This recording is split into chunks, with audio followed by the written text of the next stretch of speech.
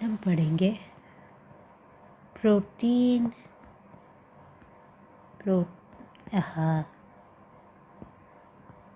Protein metabolism.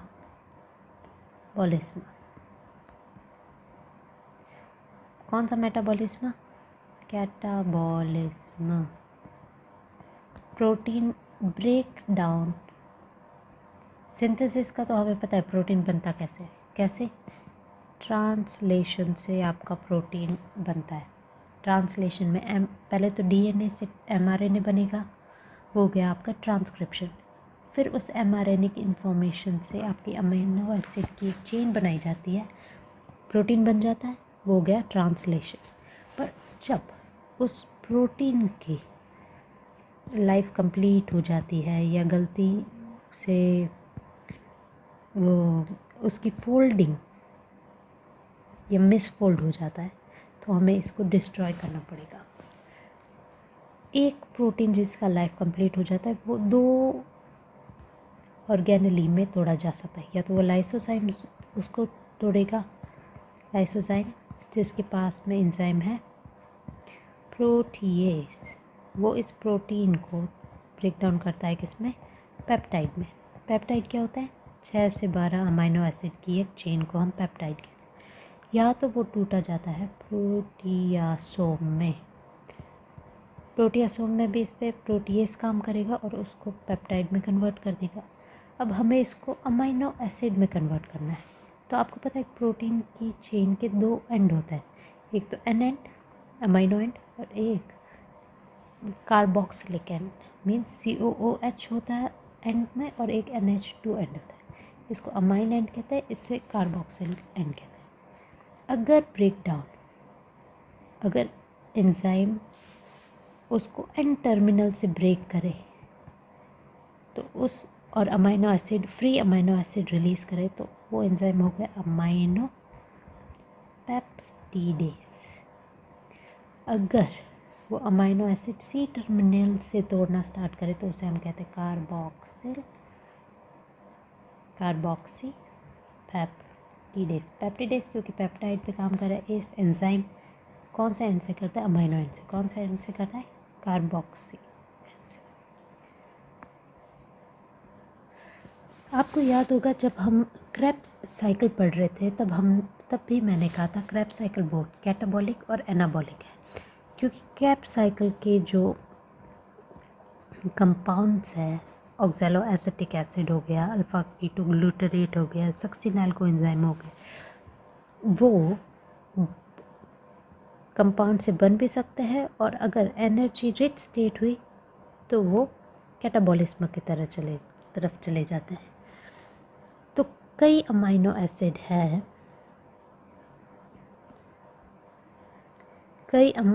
Amino acid है जो crab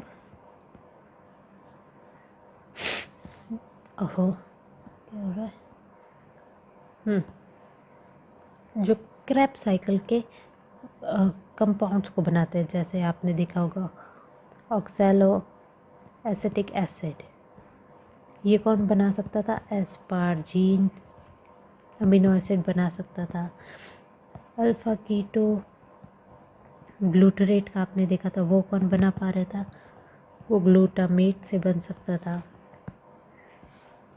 succinyl coenzyme A, ये मिथ्योनिन वेलिन इनसे बन सकता है। मीन्स ये सारे अमीनो एसिड कैसे हैं? ग्लाइकोजेनिक है, क्योंकि ये वो कंपाउंड बनाते हैं जिनसे ग्लूकोज वापस बन सकता है। कुछ कंपाउंड हो गए, कुछ अमीनो एसिड ऐसे हो गए जो ग्लाइकोजेनिक है जिनसे ग्लूकोज बनता है। कुछ अमीनो एसिड है जो कीटोजेनिक है, जैसे ल्यूसीन लाइसिन। और कुछ ऐसे अमीनो एसिड है जो दोनों है, ग्लाइकोजेनिक भी है और कीटोजेनिक भी है, जैसे फिनाइल एलेनिन, थायरोसिन, ट्रिप्टोफैन। ये कैसे अरोमेटिक अमीनो एसिड है। आइसोल्यूसिन, ये ग्लाइकोजेनिक पाथवे भी फॉलो कर सकते हो, कीटोजेनिक पाथवे भी फॉलो कर सकते हैं। और अपनी एसेंशियल अमीनो एसिड कितने होते हैं ये आप खुद ढूंढ के कमेंट बॉक्स पे लिखेंगे, ठीक है। एसेंशियल अमीनो एसिड कितने होते हैं ये बताइए। स्टैंडर्ड अमीनो एसिड कितने होता है? हमारी बॉडी में 300 से ज़्यादा अमीनो एसिड्स है, पर स्टैंडर्ड अमीनो एसिड क्या होता है, एसेंशियल अमीनो एसिड क्या होता है, ये सब हमने पढ़े हैं जब हम अमीनो एसिड्स वाला टॉपिक पढ़ रहे थे तब। अगर आप भूल गए तो वो वाला वीडियो चेक कर लीजिए एक बार।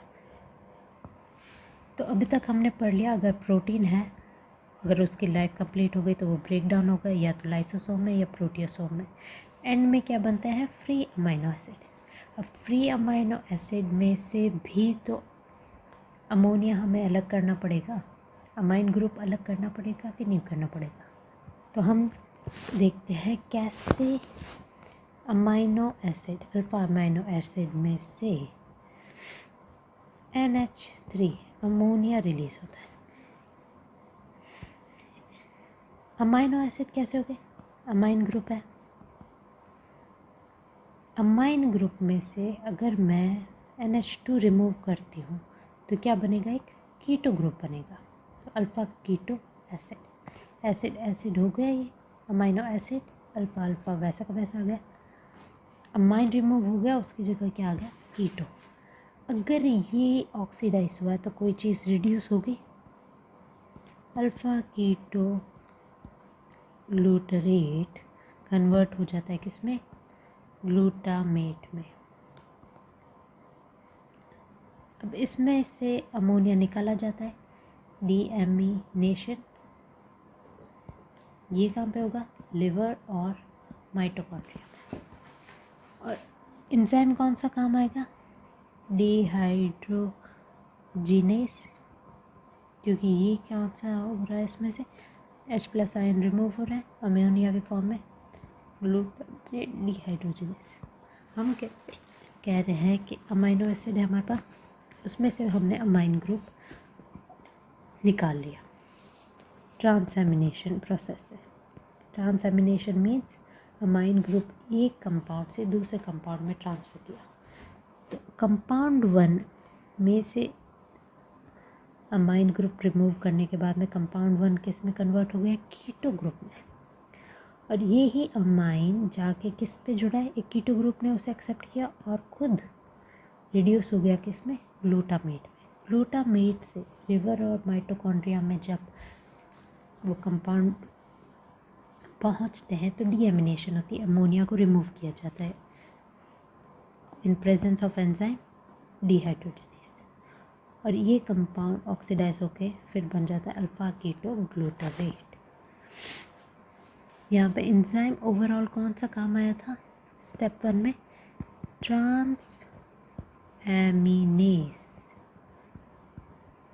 ट्रांसएमिनेस रिमूव करता है अमाइन ग्रुप को और उसको दे देता है एक कीटो ग्रुप पे, जो खुद कन्वर्ट हो जाता है ग्लूटामेट, इसमें ग्लूटामेट में।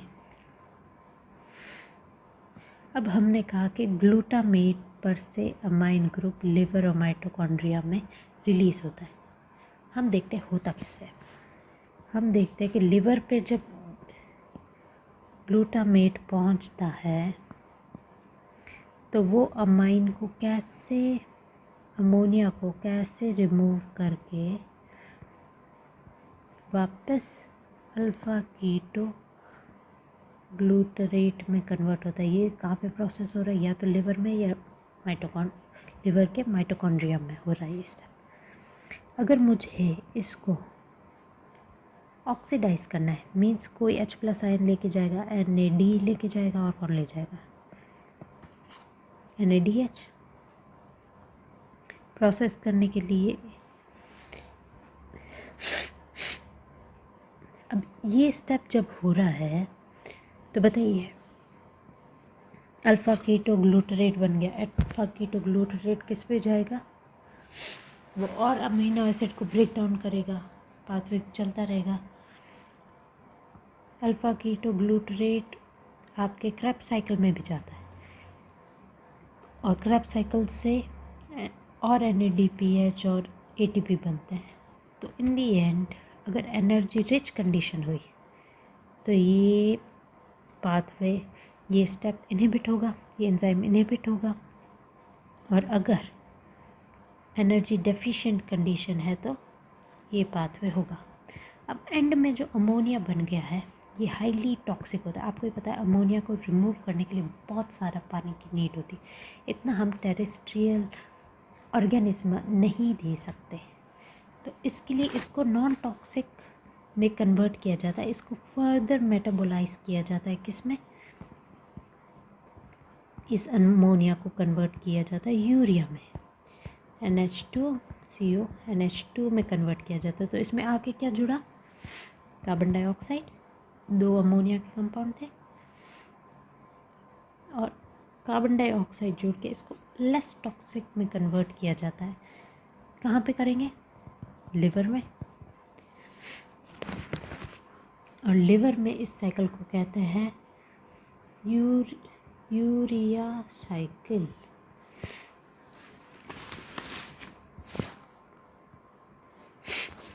हमने अभी पढ़ा कि NH3 ये लिवर के माइटोकॉन्ड्रिया में बनेगा, इसको हमें कन्वर्ट करना है यूरिया में।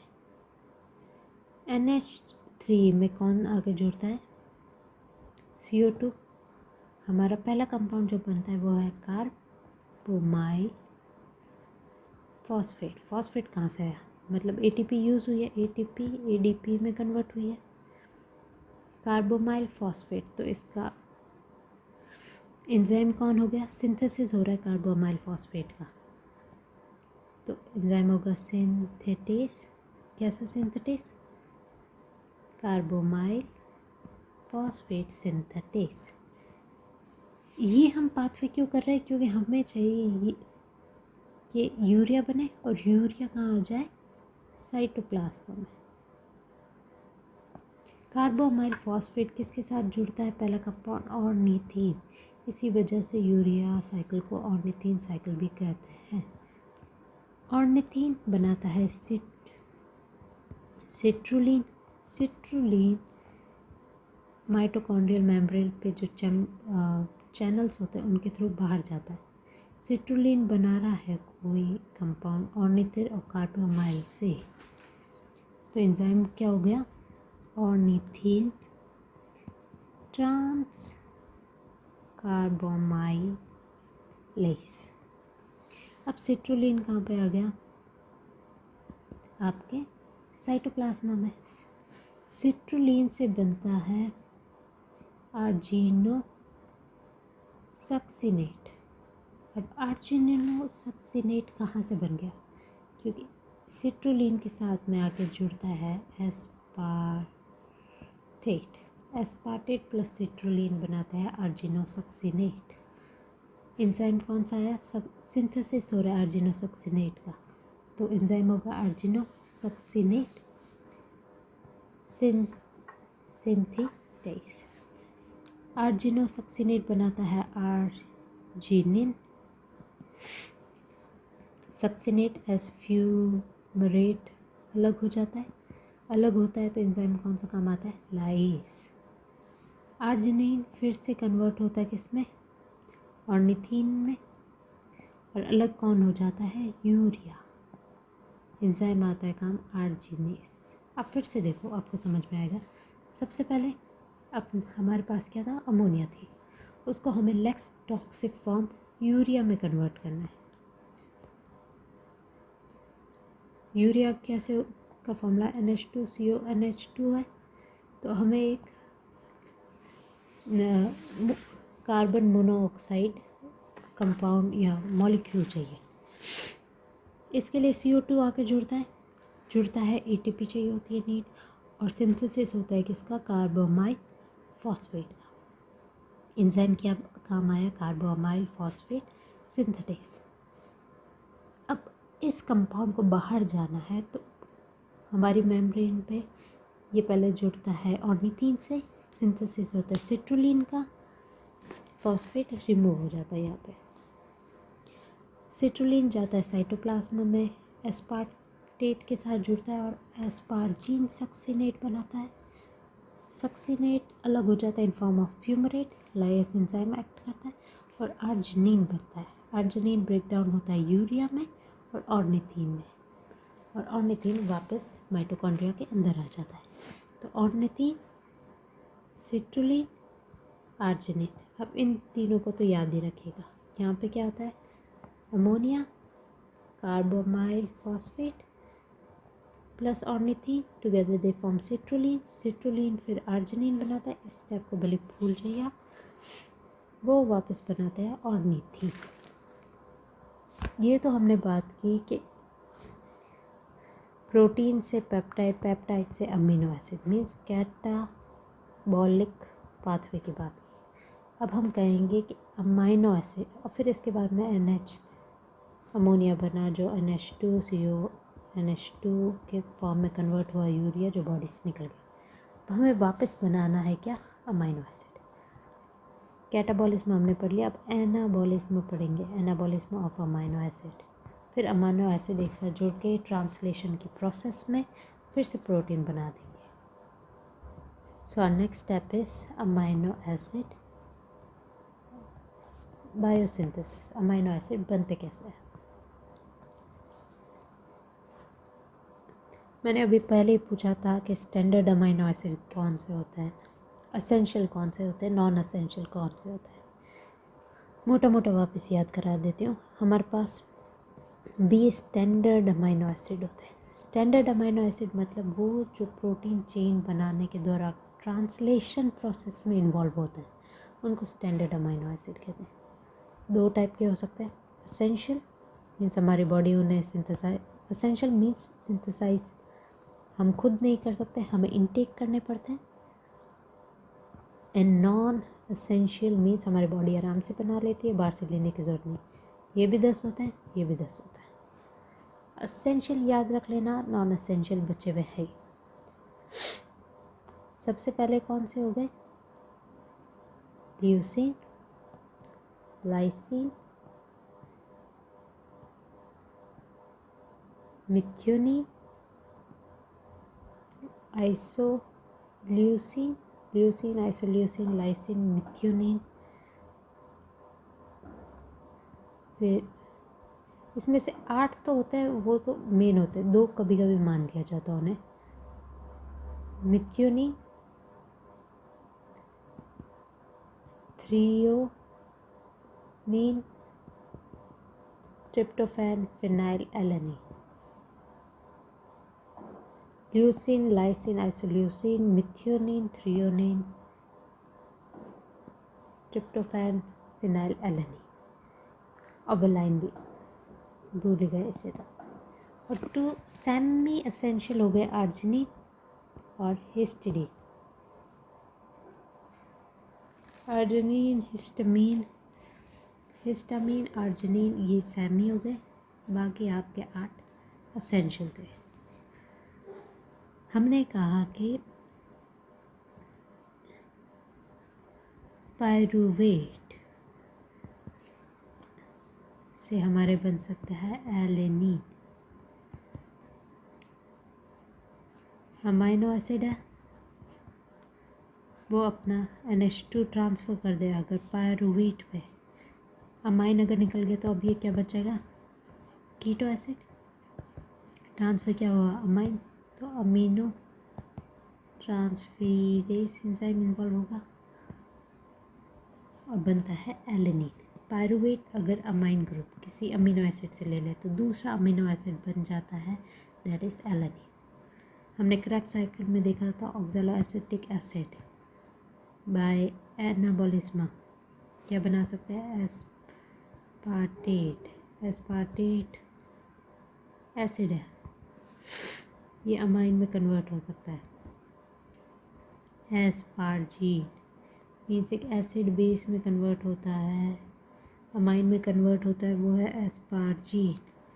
अल्फ़ा कीटो ग्लूटरेट किस में कन्वर्ट हो सकता है, ग्लूटामेट, ग्लूटामेट किस में कन्वर्ट हो सकता है? ग्लूटामिन। ग्लूटामेट प्रोलीन भी बना सकता है। फिनाइल एलेनिन थायरोसिन बनाता है। मिथ्योनिन सिस्टीन बना सकता है। मीन्स एक अमाइनो एसिड से अमाइन ग्रुप ट्रांसफ़र करके बाकी अमाइनो एसिड बनाए जा सकते हैं। और इसके साथ में हमारा प्रोटीन मेटाबॉलिज्म, बोथ कैटाबॉलिज्म और एनाबॉलिज्म चैप्टर टॉपिक कंप्लीट होता है।